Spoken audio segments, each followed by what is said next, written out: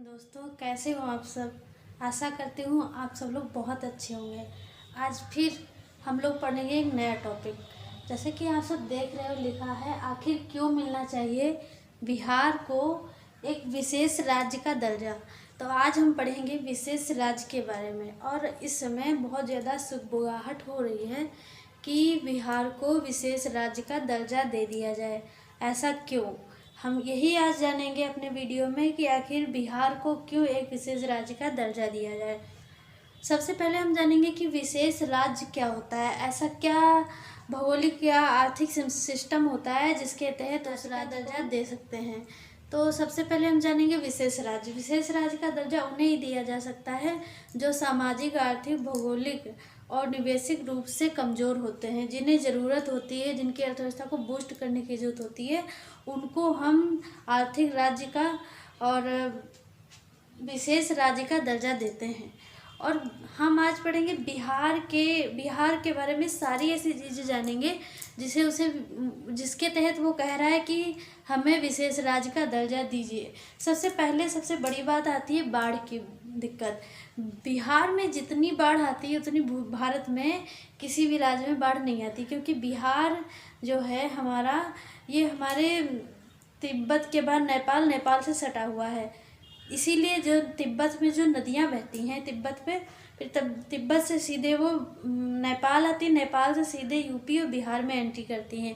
हालांकि यूपी हल्का सा उठा हुआ है बिहार की अपेक्षा। जो बिहार की परत है वो हल्की सी, अभी जो 2014 से पहले एक भूकंप आया था, लगभग 7 रिक्टर से अधिक का था, वह उसकी वजह से बिहार का हल्का सा जो ऊपरी परत है उसमें अंतर आया, जिसकी वजह से कुछ सालों से बिहार में बहुत अधिक पानी बाढ़ का आने लगा है। इसकी वजह से वहाँ कोसी नदी को बिहार का शोक भी कहा जाने लगा है। और बिहार में नदियाँ भी बहुत ढेर सारी निकलती हैं, जिसकी वजह से वहाँ पानी आता है, बाढ़ की दिक्कतें होती हैं। और इसी वजह से कोई वहाँ निवेश नहीं करना चाहता, क्योंकि निवेश वही करेगा। और निवेश किया क्यों जाता है? प्रॉफिट के लिए निवेश किया जाता है। जब प्रॉफिट ही नहीं होगा तो हम निवेश क्यों करेंगे? तो इसी वजह से लिखा है हर साल आने वाली बाढ़। सबसे बड़ी वजह है बिहार में हर साल आने वाली बाढ़। बाढ़ के तहत लगभग 15 जिले बाढ़ में डूब जाते हैं। 38 जिलों में 15 जिले बाढ़ में डूब जाते हैं। और उसमें से सबसे बड़ी दिक्कत आती है खेती किसानी की। कहीं देखो तो पानी बिल्कुल नहीं है, तो कहीं बाढ़ आ जाती है। यही सारी चीज़ें किसानों को दिक्कतें देती हैं। और वैसे भी बिहार में 96% छोटी जोतें हैं किसानों की। छोटी जोतें हैं किसानों की, ज़्यादा आंकड़ों में खेती नहीं है वहाँ पे। छोटी जोतें 96% किसानों की। और बाकी 32% परिवारों के पास तो ज़मीन ही नहीं है।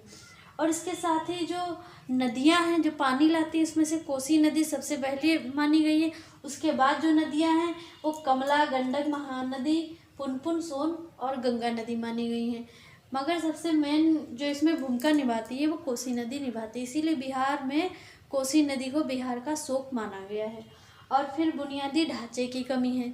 बिहार में सारी दिक्कतें भौगोलिक स्थिति की वजह से आती हैं। और जहाँ भौगोलिक स्थिति सुधार नहीं होगा, बाढ़ अधिक आएगी, ज़रूरत से ज़्यादा पानी आ जाएगा, वहाँ पे जो हर साल नई चीज़ें बनवाई जाएंगी, जैसे स्कूल ले लिए, अस्पताल, संचार सुविधाएं, सड़कें, यातायात सुविधाएं, ये सारी चीज़ें, सड़कें यहाँ बाढ़ आती हैं तो टूट जाती हैं। अच्छे घर हैं या इमारतें हैं टूट जाती हैं, तो बाढ़ से हर साल वहाँ स्कूल, बिजली, सिंचाई, स्कूल, संचार और अस्पताल, ये सारी चीज़ें तैयार की जाती हैं। ऐसा नहीं है कि वहाँ होता नहीं, होता सब है, मगर बाढ़ की वजह से आधे से अधिक क्षतिग्रस्त हो जाता है, जिससे बिहार फिर पीछे को हो जाता है। उसकी अर्थव्यवस्था फिर बूस्ट होने की जगह पीछे हो जाती है।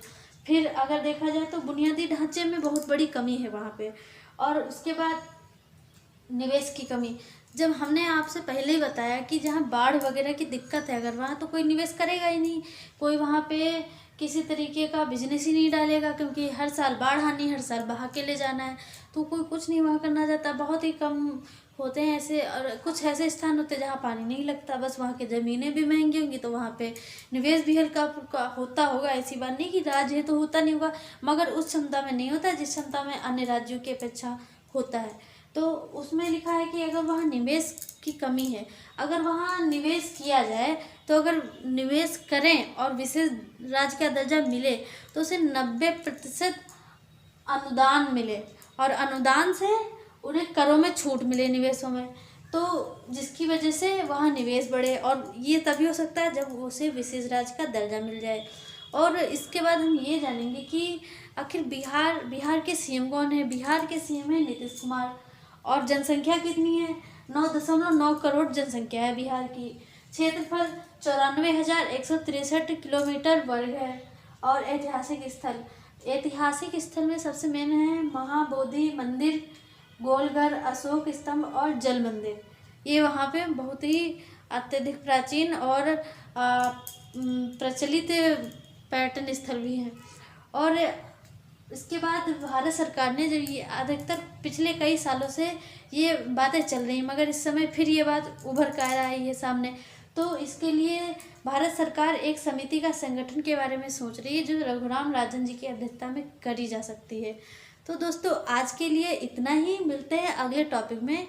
तब तक के लिए जय हिंद, जय भारत, वंदे मातरम।